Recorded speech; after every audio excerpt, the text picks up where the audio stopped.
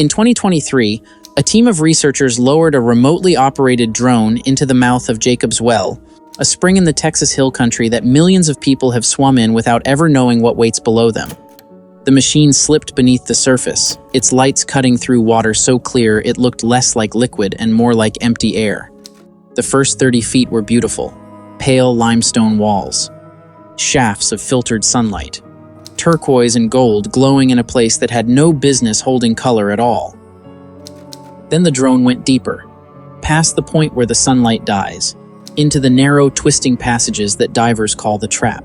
And that is where its camera stopped being a mapping tool and became something else entirely. Because down in the fourth chamber, at the very bottom of the well, the lights swept across a set of steel scuba tanks lying in the silt, then a diving fin, then, unmistakably, human remains. And when the camera drifted a few feet further, and the lights found a second set of tanks and a second fin lying beside the first, everyone watching the monitors understood what they were actually looking at. They were looking at a grave, not a metaphor, not a legend, not a scary story told around a campfire in Wimberley, an actual underwater grave holding the bodies of people who went down into Jacob's Well and never came back up. The drone had been sent to map a cave. What it captured instead was the first clear, high-definition proof of something the town had whispered about for over 40 years, that the deepest chamber of Jacob's Well is a tomb, and the people inside it are still down there right now. This is the story of what that drone found. It is the story of a diver named Kent Maupin, whose name a camera lens would eventually read off the equipment resting beside his remains. It is the story of at least a dozen people who have died in this water. And by the end of it, you will understand the single most disturbing thing the footage revealed: not just that these divers died, but how the cave killed them, and why their bodies were never brought home. Because Jacob's Well did not simply trap Kent Maupin. According to what the drone documented, the cave reached out and buried him, and it is still capable of doing it to anyone who follows. To understand how a swimming hole becomes a mass grave, you have to understand what Jacob's Well actually is, because almost nobody who jumps into it on a hot summer day has any idea. Just outside the small town of Wimberley, in the sun-baked rolling landscape of the Texas Hill Country, Cypress Creek runs shallow and clear, over limestone bedrock laid down nearly 100 million years ago. And in the bed of that creek, there is a hole, a dark, perfectly circular opening about 12 feet across, sitting in the middle of the stream bed like a drain carved into the bottom of the world. On the surface, it looks like paradise. The water holds at a constant 68 degrees year-round, fed by the vast underground reservoir of the Trinity Aquifer, one of the most important freshwater systems in the American Southwest. It is one of the most photographed swimming holes in the entire state. People line up to leap into it. Children float in it. It looks like an oasis. It is a beautiful illusion, because every single person who jumps into that water is jumping straight into the mouth of a massive, complex, and genuinely deadly underwater cave system. Jacob's Well is not a well in the conventional sense. Nobody dug it. It is a karst spring, the surface opening of a vertical cave that drops straight down through layers of limestone into the darkness of the aquifer far below. The process that carved it took millions of years. Slightly acidic groundwater dissolving the rock grain by grain, opening chambers and passages that grew into a labyrinth no human mind designed and no human hand controls. For swimmers, the experience ends at the bottom of the first room, a sunlit chamber roughly 30 feet deep. That is where the fun stops and the danger begins. Because for cave divers, that first chamber is just the welcome mat. Beneath it, at minimum, 4 known chambers stack deeper and deeper into the earth, each one more dangerous than the last, connected by passages with names that sound like warnings, because that is exactly what they are. The squeeze between the second and third chambers is so tight that divers named it the birth canal. Further down, other features have been labeled the coffin and the final squeeze. These are not dramatic flourishes invented to sell a story. They are accurate descriptions of spaces that have ended human lives. And here is the detail that makes Jacob's Well uniquely cruel. The thing that kills people down there is not darkness, and it is not depth. It is the water's own beauty. That famous, crystalline, impossibly clear water is the well's deadliest weapon, because the floors of the deep chambers are not solid rock. They are covered in a thick, fine layer of powdery limestone silt, accumulated over centuries. Silt so light and so loose that a single careless kick of a fin lifts it into the water like a cloud of smoke. In seconds, the clearest water on Earth becomes a blackout. Zero visibility. A diver who was admiring the view a moment ago is now suspended inside a lightless fog, unable to see his own hands, unable to find the exit, unable to tell up from down. Remember that detail, the silt that rises and swallows the light.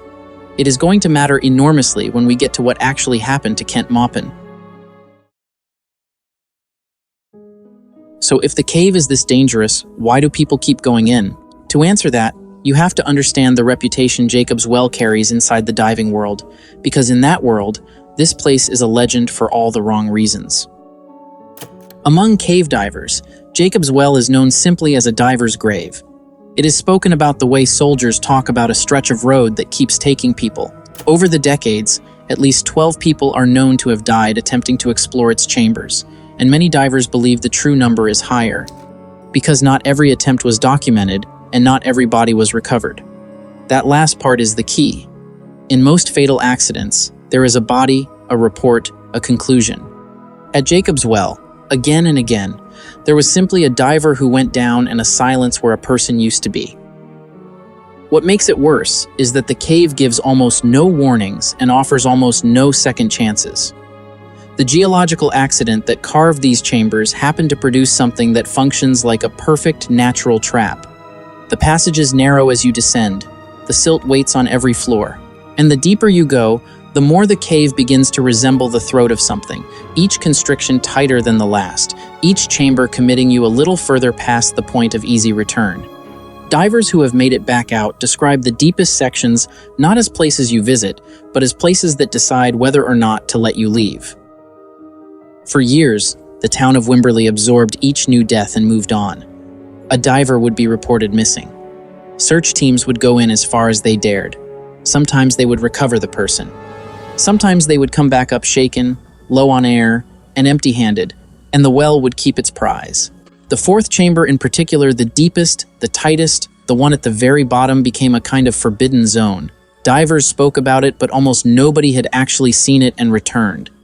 It existed in survivor accounts and rough hand-drawn sketches, a rumor of a room where the well kept the ones it took. Nobody had ever documented it. Nobody had ever brought back a clear image of what was actually down there. That is what made the drone mission matter. The plan was simple on paper. Send an unmanned machine where human beings could not safely go, descend all the way to the fourth chamber, and finally map the parts of Jacob's Well that had only ever existed in legend. The team expected to answer geological questions. How deep does it really go? How are the chambers connected? Is the well actually bottomless the way locals have claimed for a century? Those were the questions they thought they were asking. The well had a different answer waiting. The descent started exactly the way the divers had described it. The first chamber was beautiful blue, bright, alive with light. Then the drone tipped over the lip and slid down the slope into the second chamber, and the world dimmed. The walls closed in. The operators guided it carefully through the constriction into the third chamber, a wider, darker void, where the last of the surface light finally gave up completely, and the only illumination left in the universe was the drone's own lamps. At the far end of the third chamber, the camera found the entrance to the fourth, a dark crack in the rock, low and narrow. The kind of opening a human diver would have to strip the tanks off his back and push ahead of him just to fit through. The drone eased inside. And for the first time, in high definition, on a screen where a room full of people sat watching, the fourth chamber of Jacob's Well came into view. The first thing the lights caught was a set of scuba tanks. Steel, old, lying in the fine silt exactly where they had come to rest. Then a single diving fin, a few feet away. And then the shape that the human brain refuses to process for a half second before it snaps into horrible focus. Human remains, resting in the deepest room of the well, in the dark, undisturbed, where they had been for longer than most of the people watching had been alive. The van absorbed it in silence. And then the camera moved, panning slowly across the chamber the way you might turn your head when you are afraid of what else is in the room with you. And the lights found a second set of tanks, another fin, a second diver, Kent Maupin, because that is whose remains the first set belonged to, had not been alone when he died. That was the moment the mission changed forever, because the drone was no longer mapping a cave. It was hovering inside a grave, confirming with irrefutable, visual, permanent evidence what had long been suspected but never once documented. This was the first time in history that anyone had seen the fourth chamber of Jacob's Well in high definition. Before this moment, it existed only in the memories of frightened survivors and in rough sketches drawn from half-remembered dives. Now there was proof. The well was not merely a maze. It was an active, predatory environment of shifting stone and rising silt that had been holding its secrets in the dark for decades, and the secrets it had been keeping were human beings. But there was one detail in that footage that turned this from a tragedy into something genuinely disturbing. One thing about the way the remains were positioned and the way the chamber was shaped that told the researchers this cave had not simply let these divers get stuck. It had done something worse. To understand what that was, you have to go back to the night it happened, to the 9th of September, 1979. So who was Kent Maupin, and why would anyone push their own body into a crack in the rock at the bottom of the most dangerous cave in Texas? To understand that, you have to understand cave diving in 1979, because it was effectively a different world. This was an era before much of the modern safety protocol that keeps today's cave divers alive even existed. There were fewer rules, less standardized training, and a culture that quietly rewarded the divers willing to go deeper and take the risks that others would not. And in that culture, the fourth chamber of Jacob's Well was one of the most coveted prizes in the region, a place that separated the truly serious from everyone else. To have been to the bottom of Jacob's Well and back was to have done something almost no one else had done. Kent Maupin was one of the serious ones, experienced, confident, respected. On that trip, he was diving with a younger partner named Mark, a student out of San Antonio College, eager, adventurous, and deeply impressed by the more seasoned Kent, the way a younger diver often is by the person he wants to become. They were part of a group of about 8 divers who had driven out to Wimberley and set up camp near the well. It was the kind of trip that starts with excitement and nervous energy, the particular charged feeling of people who are about to do something that genuinely scares them. As darkness settled over the campsite, Kent and Mark suited up. A third diver, a man named Joe, entered the water with them, planning to accompany them through the early chambers. The 3 of them dropped through the first chamber, down into the second, and Joe watched the 2 of them squeeze through the birth canal into the third. And then the plan deviated in a way that Joe had not been told to expect. At the far end of the third chamber, Kent and Mark stopped at a dark crack in the rock, the entrance to the fourth, and began removing the heavy steel tanks from their backs, pushing them ahead into the passage. It is a standard technique for navigating a space too tight to fit through with tanks mounted on your back. It is also a technique that commits you completely before you can possibly assess what is waiting inside, because once your tanks are ahead of you and your body is halfway into the crack, there is no turning around. Nobody had told Joe this was the plan. Joe swung his light frantically. Mark never looked back, he just kept pushing himself into the hole, following Kent into the dark. Joe stayed at the entrance and did the only thing he could. He pulled his dive knife and banged it against his tank, over and over, the sharp ringing signal that every diver understands as stop, come back, danger. Silence answered him. He banged again. Nothing. His own gauge was dropping toward empty. He held his light aimed into the tunnel as long as he possibly could, willing 2 beams to come back toward him out of the black. They never did. Low on air and out of options, Joe was forced to turn and begin the long swim back to the surface alone, leaving his friends somewhere in the throat of the cave behind him. Kent, Maupin, and Mark had gone into the fourth chamber. Neither of them was ever going to come out, and what the drone footage revealed decades later is that they were not the only bodies down there, which means Joe was right to be terrified. And the well had been collecting long before that night, and would go on collecting long after.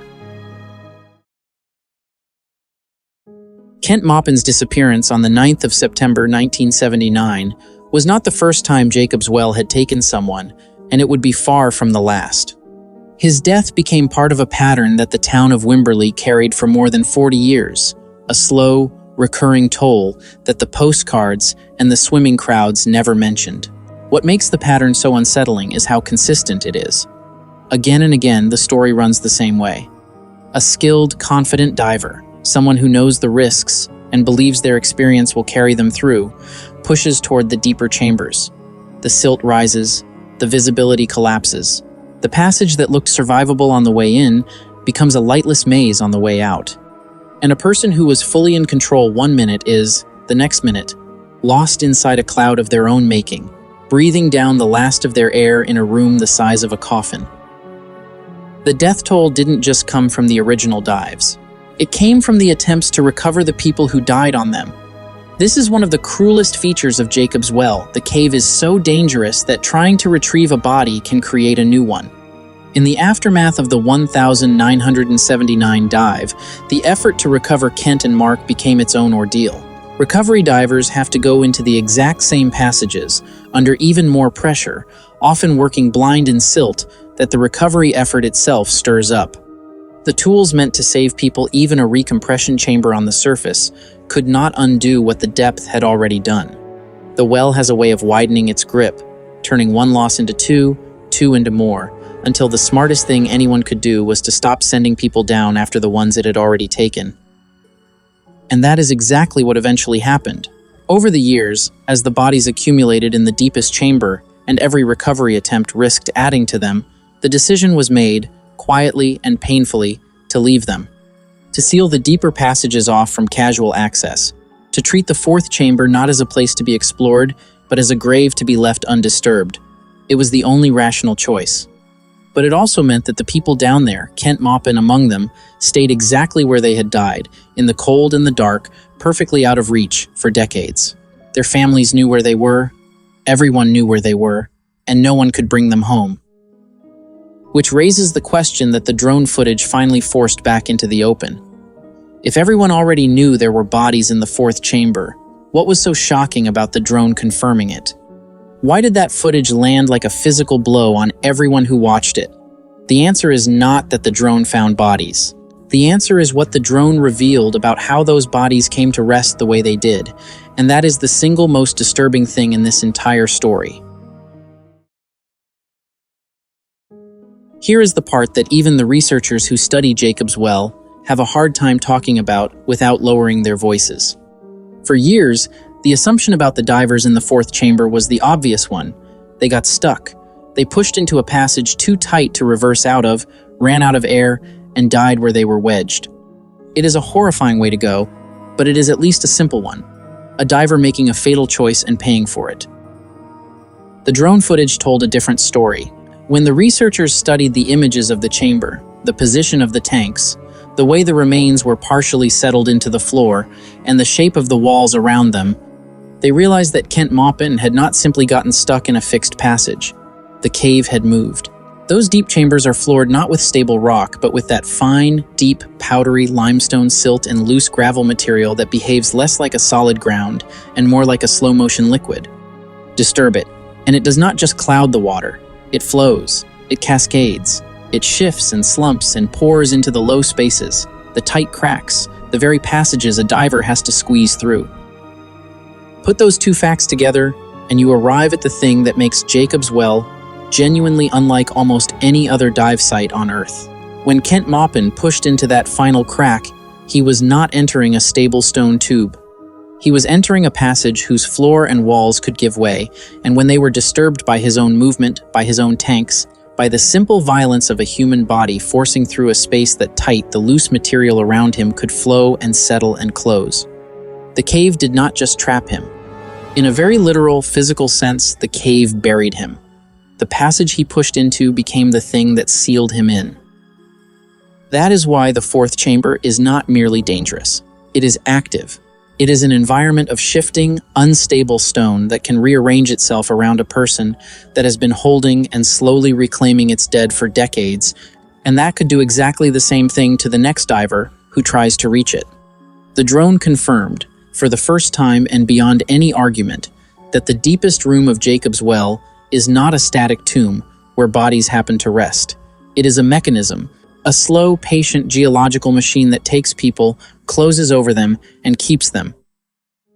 And it also confirmed, in the same footage, that it has done this more than once. 2 sets of tanks, 2 fins, at least 2 divers in a single room at the bottom of the well, side by side, in the dark. The drone had not found an accident. It had found a collection. A mass grave, assembled one careful, catastrophic dive at a time, hidden beneath one of the most photographed swimming holes in Texas, directly under the feet of every family that ever spread a towel on the bank of Cypress Creek and called it paradise. So now the obvious, human question, the one everyone asks the moment they understand what the drone found. If we can send a machine all the way down to the 4th chamber, film the remains in high definition, and even read the name off the equipment, why not bring these people home? Why is Kent Maupin still down there right now, tonight, as you watch this? The official answer is the responsible one, and it is also the grim one. Recovery would almost certainly cost more lives. Everything that killed the original divers is still down there, and, if anything, more dangerous now. The passages are still tight enough that a diver has to remove their tanks to pass. The silt is still poised on every surface, ready to black out the water at the first disturbance. And now there is the added proven knowledge that the material in those deep passages is unstable, that it flows, that it can collapse, that it can bury. To send a human diver into the 4th chamber to recover remains would be to send them into the exact conditions that created those remains, with the added guarantee that disturbing the site could bring the passage down on top of them. Every serious assessment reaches the same conclusion. The cost of retrieving the dead is more of the living.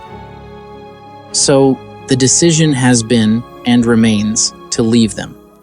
To let the deepest chamber of Jacob's Well serve as the grave it has effectively become. It is not neglect. It is the acknowledgement that some places on this planet are genuinely beyond safe human reach, and that the kindest and most rational thing to do is to stop feeding them.